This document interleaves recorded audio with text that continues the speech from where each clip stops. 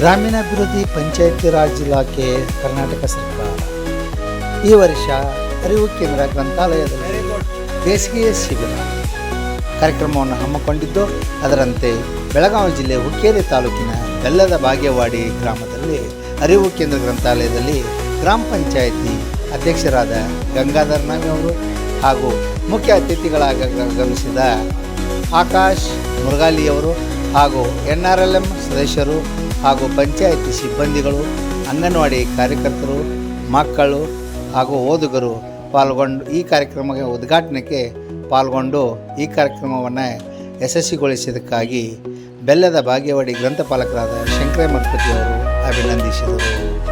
ಈ ಕಾರ್ಯಕ್ರಮವು 1 ತಿಂಗಳವರೆಗೂ ನಡೆಯುತ್ತದೆ. ಇದರಲ್ಲಿ ಹುಡುಗರು ವಿದ್ಯಾರ್ಥಿಗಳು ಪಾಲ್ಗೊಳ್ಳಬೇಕಾಗಿ ವಿನಂತಿ.